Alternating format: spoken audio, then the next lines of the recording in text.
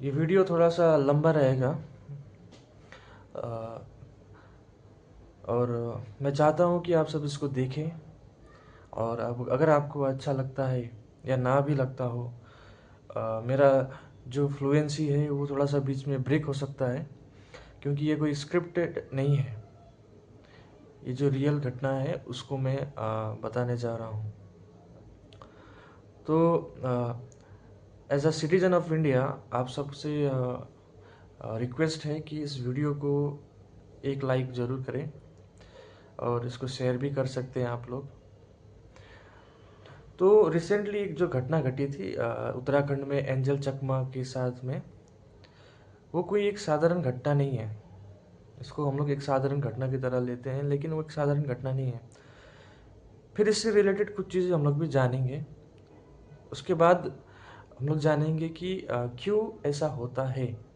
Identity के बारे में मेन है आइडेंटिटी, और उसके बारे में भी हम लोग डिस्कस करेंगे। और चौथा चीज़ है गोरखालैंड के बारे में। गोरखालैंड मतलब जो नेपाली भाषी लोग भारत में रहते हैं, जो नेपाल से आए हुए थे, उनके आइडेंटिटी के बारे में भी हम लोग डिस्कस करेंगे। तो दोस्तों, ये वीडियो थोड़ा सा लेंदी रहेगा, थोड़ा सा पेशेंस के साथ देखिए।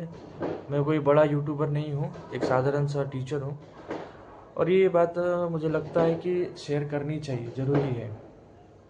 भारत विविधताओं का देश है, सबको पता है। डाइवर्सिटी, बहुत सारी डाइवर्सिटी है। हर देश में हर जगह पे अलग अलग भाषाएं, संस्कृति देखने को मिलती है। हालांकि यहाँ धर्म भी बहुत ज़्यादा है, लोग मानने वाले भी बहुत ज़्यादा हैं, हर भाषा के, हर धर्म के लोग। तो रिसेंटली एंजल चकमा के साथ जो घटना घटी थी,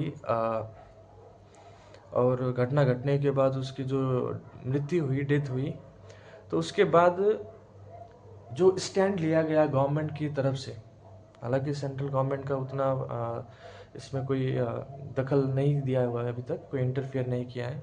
और जो रिस्पेक्टिव स्टेट गवर्नमेंट थे, उन्होंने मुआवजे या फिर कंपनसेशन के बारे में भी बात की है। और जो आरोपी है उनको तो पकड़ लिया गया है। हालांकि गवर्नमेंट ने उनको पनिशमेंट देने के लिए भी कड़े से कड़ा कदम उठाने की भी बात कही है। तो यहाँ पे मेन रोल आता है गार्जियन का। और गार्जियन इस मैटर में, इस सेंस में नहीं है गार्जियन का मतलब कि जैसे पेरेंट्स हुआ या अंकल आंटी, ये नहीं। यहाँ पे गार्जियन का मतलब हुआ स्टेट। त्रिपुरा का एक लड़का उत्तराखंड में गया, उसके साथ ये घटना घटी, और घटना घटने के बाद में त्रिपुरा गवर्नमेंट ने उसके सपोर्ट में जो स्टेप लिया, ठीक है, स्टेप लिया। अगर ये घटना महाराष्ट्र के लोग के साथ होती, किसी अन्य राज्य में, तो महाराष्ट्र गवर्नमेंट स्टेटमेंट देती या फिर कोई स्टेप लेती अगेंस्ट में जो उसके खिलाफ हुआ था। ऐसे हर राज्य का अलग अलग भाषा के आधार पर बना हुआ है इंडिया में। तो यहाँ पे मेरा ये मानना है कि हमें गलतियों से और चीज़ों को देखकर सीखना चाहिए। त्रिपुरा के लड़के के साथ जो घटना घटी, त्रिपुरा गवर्नमेंट ने उसका सपोर्ट किया, क्योंकि त्रिपुरा जो है उन्हीं ट्राइब से बना हुआ है, एक स्टेट है, उन्हीं कम्युनिटी से भरा हुआ एक स्टेट है।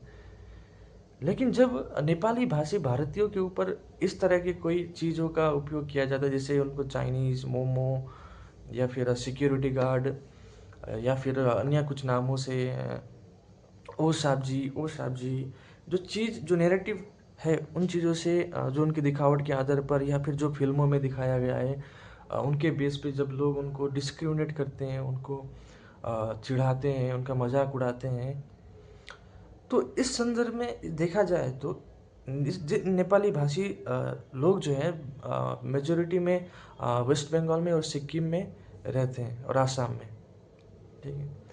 और सिक्किम में तो चलो ठीक है, वहाँ पे मेजोरिटी में नेपाली भाषी लोग रहते हैं, वहाँ पे कम्युनिटी का नंबर ज़्यादा है।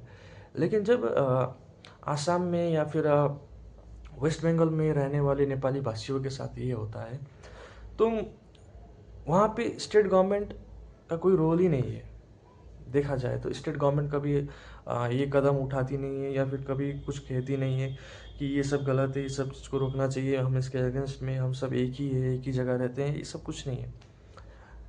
तो तो यहाँ पे एक चीज़ निकल के आती है बाहर कि इन जबकि सारी भाषाओं का अलग अलग स्टेट है देखा जाए तो, जैसे मराठी के लिए महाराष्ट्र, गुजराती के लिए गुजरात, मारवाड़ी के लिए राजस्थान, हिंदी भाषी के लिए उत्तर प्रदेश और बिहार। ठीक है, उसके बाद साउथ में तो मेजरली सारी राज्य, सारे स्टेट भाषा के आधार पर बने हुए हैं। और हम लोग को देखने को मिलता है कि उस राज्य में वहाँ के जो मुख्यमंत्री या चीफ मिनिस्टर भी सपोर्ट करते हैं वहाँ की कम्युनिटी को। जबकि वेस्ट बंगाल में आपको ये सब चीज़ देखने को नहीं मिलेगा। क्यों नहीं मिलेगा? क्योंकि यहाँ पे एक मिक्स कल्चर रहते हैं। मिक्स कल्चर मतलब हर तरह के लोग आपको यहाँ पे मिलेंगे, हर भाषा बोलने वाले लोग यहाँ पे आपको मिलेंगे। तो कभी ऐसा देखा नहीं जाता है। हालांकि वेस्ट बंगाल, बंगाल से नाम समझ में आता है कि एक राज्य जो बंगाली कम्युनिटी के बेस पर बना हुआ है वेस्ट बंगाल। यहाँ पे जो मिक्स कम्युनिटी रहते हैं उनका कोई आधार ही नहीं है। जब बिहारियों के ऊपर अत्याचार रहेगा होगा यहाँ पे रहने वाले, वेस्ट बंगाल में रहने वाले बिहारियों के ऊपर, तो बिहार जा सकते हैं, वहाँ पे उनकी कम्युनिटी है। ठीक है, उसके बाद आदिवासी अब देखेंगे तो ट्राइबल्स, वो भी झारखंड जा सकते हैं, उड़ीसा जा सकते हैं। ठीक है, लेकिन ये नेपाली भाषी लोग जाएंगे कहाँ? नेपाल, नेपाल जो अलग देश है वहाँ तो नहीं जा सकते। हालांकि नेपाल एक ऐसा जगह है, ऐसा देश है जहाँ पे भाषा भी और वहाँ का सिटीजनशिप को भी नेपाली कहा जाता है। वहाँ बोली जाने वाली भाषा नेपाली और वहाँ पे रहने वाले लोग को भी नेपाली कहा जाता है। तो यहाँ पे प्रॉब्लम क्या हुआ कि जो नेपाली भाषी, जो नेपाली भाषा का प्रयोग करते हैं, उनकी मदर टंग है, मातृभाषा है, वो वेस्ट बंगाल में रहती है,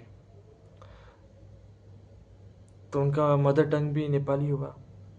हालांकि सिटीजनशिप नेपाली नहीं हुआ। क्यों? क्योंकि ये भारतीय सिटीजनशिप रखते हैं, इनके पास भारतीय सिटीजनशिप है, ये भारत के नागरिक हैं, लेकिन फिर भी इनके साथ में डिस्क्रिमिनेशन हो रहा है। तो ये लोग जाए कहाँ? इनके लिए स्टैंड कौन ले? तो यहीं से कंसेप्ट निकलता है गोरखालैंड का। क्यों गोरखालैंड इम्पॉर्टेंट है? क्योंकि जब इस तरह की चीज़ों, घटनाएं घटती है तो स्टेट एक गार्जियन का रोल लेती है और उस चीज़ को, उन लोगों को प्रोटेक्ट करने का काम करती है। तो मैं यहाँ पे एक चीज़ का सपोर्ट करता हूँ कि अगर इन सारे राज्यों में भाषा के आधार पर राज्यों का निर्माण हुआ है तो एक इस राज्य का निर्माण गोरखालैंड को लेकर भी होना चाहिए, ताकि इन लोगों की जो संप्रभुता है या आत्मसम्मान है, डिग्निटी है, उनको बनाया रखा जा सके, ताकि कहीं पर भी कुछ भी हो तो उनके पास एक ऑप्शन रहता है कि अपना एक स्टेट है जहाँ पे वो बिना किसी भेदभाव के भी रह सकते हैं। तो दोस्तों, ये वीडियो मैंने इसलिए बनाया है क्योंकि हमें गलतियों से सीखना है। अगर नॉर्थ ईस्ट का कोई भी स्टेट के लोगों के साथ अन्य राज्यों में इस तरह की घटना घटती है तो वहाँ की स्टेट की गवर्नमेंट उन लोगों को समर्थन करने के लिए आगे आती है, मुआवजे देती है, कुछ भी ज़रूरत पड़ती है वो सामने आते हैं। लेकिन यहाँ पे कुछ नहीं होगा इन नेपाली भाषी लोगों के साथ में। क्यों? क्योंकि इनका कोई अपना एक स्टेट नहीं है।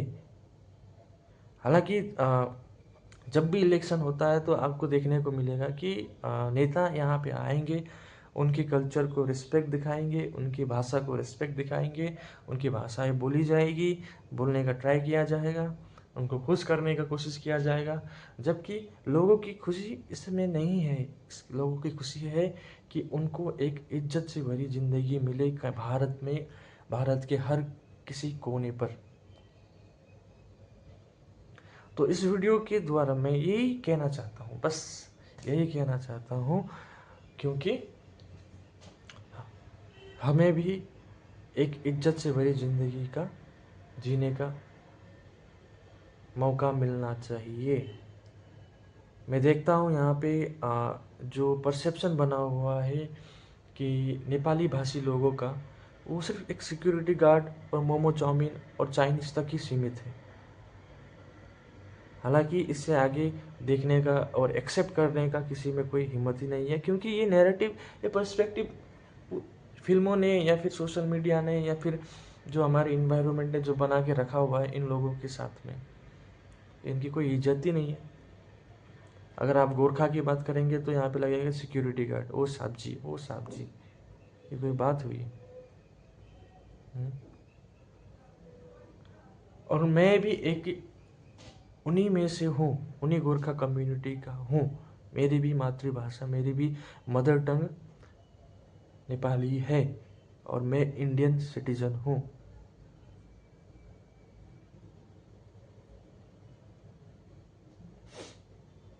तो मैं यही कहना चाहता हूँ कि हमें इस सब चीज़ से कुछ मिलने वाला नहीं है। डिस्क्रिमिनेट करके, किसी को मजाक उड़ा के, किसी के रंग पे, किसी के कल्चर पे, किसी के आँखों के साइज, हाइट या मोमो चाउमीन, क्या खुशी, कौन सी खुशी मिलती है मुझे पता नहीं। शायद मिलती होगी तो आप ज़रूर कमेंट में बताएं।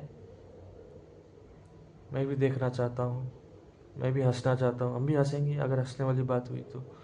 और मैं अपनी मदर टंग मातृभाषा का प्रयोग यहाँ पे क्यों नहीं कर रहा हूँ, क्योंकि मैं ये बात उन लोगों तक भी पहुँचाना चाहता हूँ जो हमारी भाषा नहीं समझते। आप देखेंगे कहीं पर एक गोरखा, एक इंडियन नेपाली हो या ना हो, हमेशा हिंदी बोलने का ट्राई करेगा आपको, लेकिन बाकी देश के लोग उन्हें ऐसा नहीं समझते हैं। उन्हें बाहरी लोग कहा जाता है, अभी भी माना जाता है कि वो इंडिया के नहीं है। कौन है इंडिया का सिटीजन? कौन है इंडिया का सिटीजन? मुझे तो नहीं लगता कौन है। कौन बोलेगा कि मैं इंडिया का सिटीजन हूँ? कोई भी एक कम्युनिटी इतना ज़्यादा नहीं है इंडिया में कि वो ये दावा कर सके कि वो यहाँ के मेन इंडिजीनियस सिटीजन है। हर जगह पे आपको हर भाषा बोलने वाले लोग मिल जाएंगे आपको। तो ये कोई एक देश एक कम्युनिटी का नहीं है। एक देश विविधताओं का देश है, डाइवर्सिटी का देश है, विभिन्न भाषाओं बोलने वाले लोगों का देश है। और हर भाषा के लोगों को इज्जत, सम्मान और आत्मसम्मान की रक्षा करने का भी अधिकार होना चाहिए। धन्यवाद।